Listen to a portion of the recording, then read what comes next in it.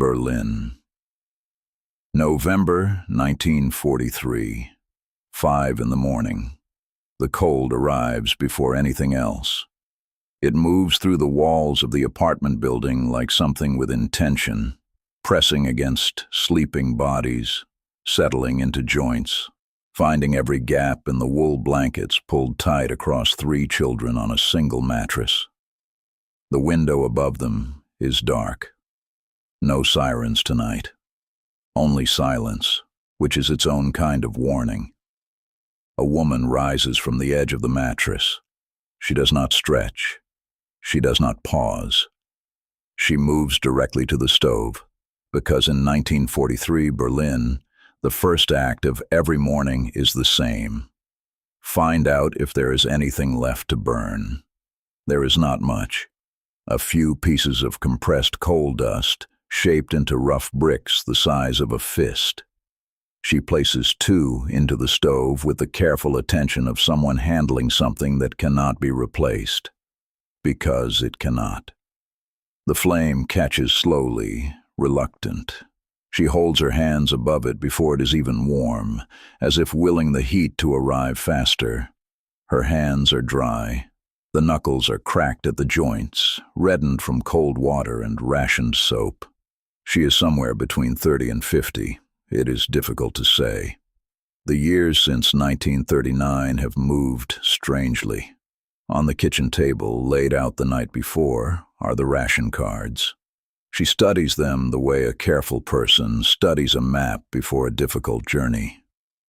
Each card is divided into small printed squares. Each square represents something: bread, meat, fat, sugar. Each square can only be used once at the correct shop, on the correct day, if the correct item is available. 3 conditions. All 3 must hold. In 1943, they rarely all hold at once. The children sleep. She lets them. There is no reason to wake them before she knows what the morning will produce. She pulls her coat over her shoulders. The apartment will not reach a comfortable temperature today, not with 2 coal bricks, and tucks the ration cards into her coat pocket.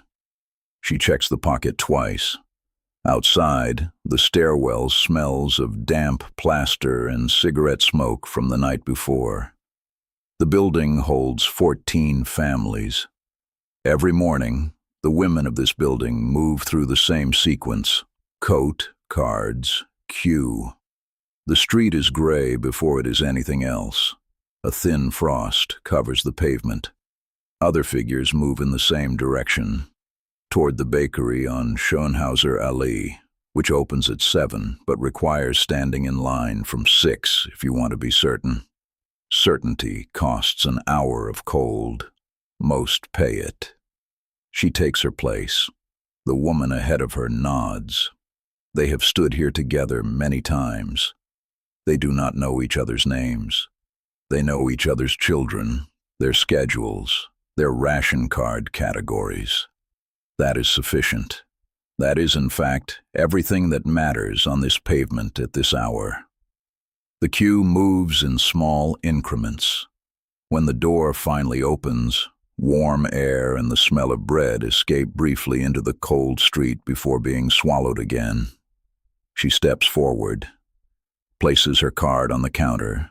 The baker's assistant marks the square with a small stamp, tears the corner carefully, and hands across a loaf of gray bread. Rye flour mixed with other things it is better not to examine too closely. Dense. Heavy. It will last 2 days if portioned correctly. She portions everything correctly. The meat allocation is smaller this week. The card says 250 grams. The scale at the butcher reads 190. She looks at the number. The butcher looks at her. Neither speaks. She wraps the paper parcel and places it in her bag beside the bread. In 1943, a Berlin civilian's weekly food allocation has been reduced 3 times in the past 18 months. She knew this without reading the notices posted in the shop windows. She had felt it in the weight of her bag. Back in the apartment, the children are awake. The youngest sits at the edge of the mattress, waiting with the patience of a child who has learned that asking does not change the answer. She cuts the bread into portions, 5 slices, 2 for the children now, 1 for her husband if he returns from the night shift before noon, 1 for the children at midday, 1 saved for evening. She boils water. There is no real coffee. There has not been for some time. A mixture of roasted grain and chicory produces something dark and hot, which is what matters. The children eat without complaint. This, too, is something learned. By mid-morning, the apartment building is fully awake. Women move between floors, exchanging small pieces of information the way people exchange currency. Which shop has potatoes today? Which queue is shortest? Whether the rumor about additional fat rations this week is true or not. These conversations happen in doorways, in the stairwell, at the shared water tap on the 2nd floor. They are brief and precise. No one lingers. Lingering costs time, and time is the only resource that has not yet been rationed. Each household in this building is calculating the same equation, every single day. What is available? What is needed? What can be made to stretch one day further? The math never fully works. They do it anyway. Evening arrives early in November. By 4 o'clock, the light is already leaving the windows. She lights a single candle. Electricity cuts are frequent, and candles are not free. The coal in the stove has gone cold. She does not add more. Tomorrow morning will require it. The children are asleep again before 8. The apartment is quiet. She sits at the kitchen table with the ration cards for the following week, already planning, already calculating. The candle shortens. Outside, somewhere distant, something rumbles. Whether thunder or something else, she does not look up to determine. She marks the cards. She plans the route. She sets the coat by the door.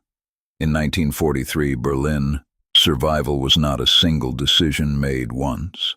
It was the same decision, made again every morning, in the dark, before the children woke. The candle goes out. The cards are ready for tomorrow.